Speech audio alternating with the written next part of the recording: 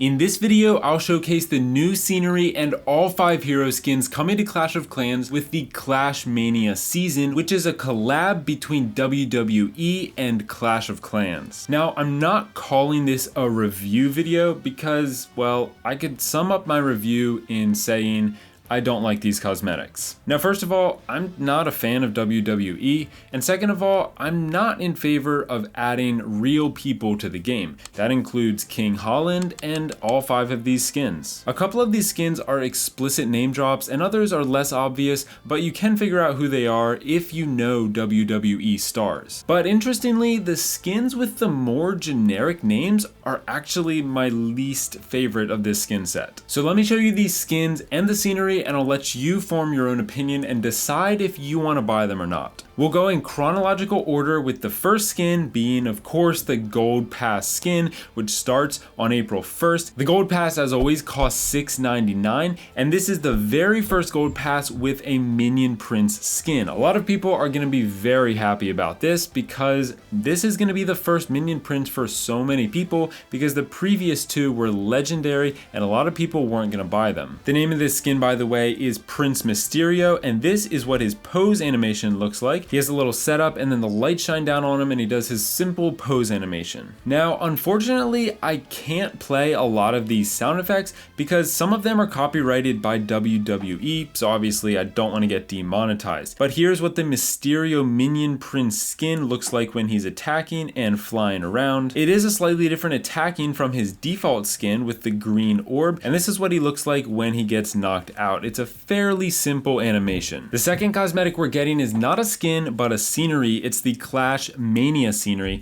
This one's a standard scenery costing $6.99, and it's coming out the day after the Gold Pass on April 2nd. Now, this one is a giant WWE arena, and if we go over here into the layout editor, we can remove all of these and you can see everything without any buildings, except for this one obstacle that just had to spawn there, but we'll leave it for now. And you can see how all the tiles are white, which I think is the first scenery that looks like that, and we've got the giant WWE logo smack in the middle. You can also see that it's got some red around the edges with the ropes, and right below that is a screen that says ClashaMania. Down at the bottom of the scenery is a very nice parallax effect, where on the left you can see a hog rider here, on the right you can see a barbarian, and they move in a 3-dimensional way when you scroll past them. You can see all around the arena these archers are shooting t-shirt cannons up to the audience. And a really cool feature of this scenery is up at the top left, there's this baby dragon sleeping, but once in a while he'll breathe fire out of his mouth, and that's what triggers these flamethrowers to shoot flames out of them. And then I'm sure you noticed this TV screen right below it, which will cycle through all 5 of the heroes, giving them each their own little video for a few seconds,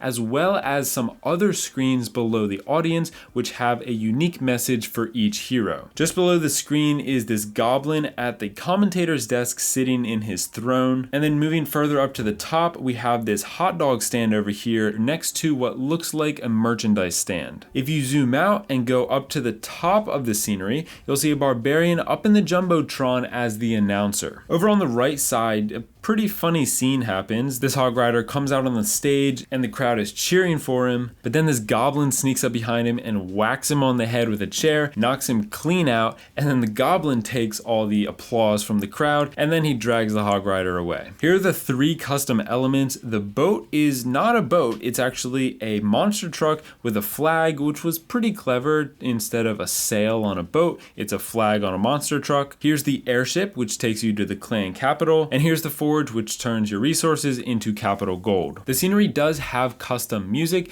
and if it's not copyrighted, I'll play it for you, but if it is copyrighted, then I'm just going to be talking here and you're not actually going to hear any music. The next skin comes out 2 days later, and this is the main skin of the entire season, the first legendary one that we get on April 4th. It is King Cody, costing $9.99 USD. Here's his selection animation. This is what his pose animation looks like. Again, it's fairly simple, but he's got the lights that shine down on him as he does his little intro. Here's the king when he's deployed. Here's his little walking animation, and then his attacking cycles between slamming the buildings with a chair and punching them with his fist. He doesn't really do much for his ability. He doesn't spawn custom barbarians, but here he is when he gets knocked out. This this one's a pretty simple one. He drops his chair and it looks like his shoulder is in pain. Some of you may be wondering why I haven't shown any resting animations, and it's because there are none. Now that troop training is gone, that means hero healing is also gone,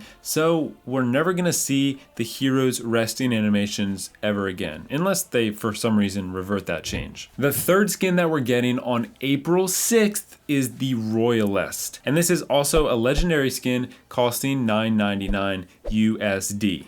Here's what her pose animation looks like. She slams her spear into the ground and then spins around it a little bit as the lights shine on her. Here's her deployment and her walking animation, and when she attacks, of course she's gonna throw that giant red spear and lips pop up when it hits the building. There's also a puff of pink smoke when it hits the building. Now, her ability animation is really cool if you have the Seeking Shield. What she does is toss the shield up and then hits it with her very, very long hair. Here's her knockout animation. This one has a little bit more personality than the other ones. She's wrapped up in her hair and she can't break free, but she has those same pain indicators that the other heroes have, which are custom to these skins. The fourth hero skin is called the Brutality Queen. This one is also going to be legendary, and she is coming out on April 9th. This is what her selection animation looks like. And here's her pose animation, similar to the other ones with the light shining down. She jumps up onto the chair and does her little intro thing. She's got some visual effects when she's deployed, and she has a very big tacking visual effect because she's throwing an entire chair rather than a thin arrow like she normally does. There's a lot of bats in her theme. There's bats when she hits the building with the chair, and when she gets knocked out, her animation is very similar to the king, where her shoulder is in pain and she has purple custom pain indicators. And the final skin for this month is going to be the Darkness Warden. He's a legendary skin, of course, costing $9.99, and this one is coming out on April 11th. So we'll have all these skins available before even half the month is over. Here's his pose animation. This one has quite a few visual effects. I'll show you what both his ground and air animations look like. First of all, his ground, pretty simple, where he swings that scythe, I'm pretty sure it is, and he's got a pretty fancy visual effects there. Here he is now on air. It looks like pretty much everything is the same. I mean, his attacking is slightly different, but basically the same as his ground. Here's his ground knockout animation. It looks very, very basic. The only thing that really catches your eye are the ghosts or the souls that are coming out of that jar. And his air knockout is probably the most elaborate one out of all of them, where everything is trying to be sucked into that jar. Let me know your thoughts on this collab and all these cosmetics down in the comments, and thank you for watching.